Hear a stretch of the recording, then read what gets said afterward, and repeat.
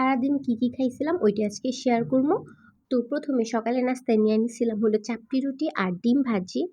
আর এই চাপটি রুটির সাথে ডিম ভাজিটা কিন্তু মজাই লাগতেছিল খাইতে। তার কিছুক্ষণ পর নিয়ে নিছিলাম হলো দুধ চা আর আর সবকিছু কিন্তু আমি নিজের হাতেই বানাইছিলাম, নিজেই বানাই নিজেই খাই আবার নিজেই ভিডিও করি।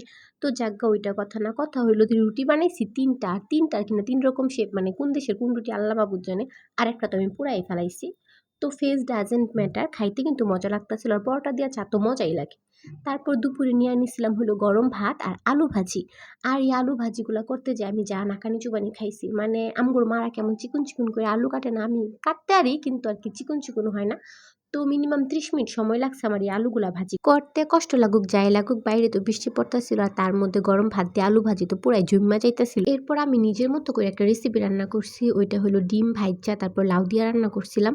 আর বিশ্বাস করেন মাছ দিয়া খাওয়ার থেকে ডিম ভাজি দিয়ে লাউয়ের তরকারিটা এত বেশি মজা লাগতাছিল। আমি লাউ দিয়া সুন্দর করে ভাতগুলা মাইক খাই, একটু একটু ডিম নিয়ে খাইতাছিলাম। আমি যে এত ভালো রান্না পারি ভাই মাঝে মাঝে বিশ্বাসই হয় না। তারপর যে আমার সন্ধ্যার দিকে কিনে নিয়ে ছিল মুড়ি আর সাথে আছিল বেগুনি আলুর চপ বুট বড়া, মানে যা যা থাকে শশা টশা।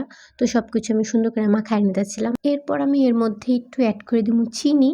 আমার কাছে মুড়ি মাখানোর মধ্যে মিষ্টি ফ্লেভারটা ভালো লাগে, জিলাপি বুইন্দা যেটাই হোক সবকিছু মিশাই টিশাই খাই। তো আজকে মুড়ি মাখাটা অনেক মজা আছে।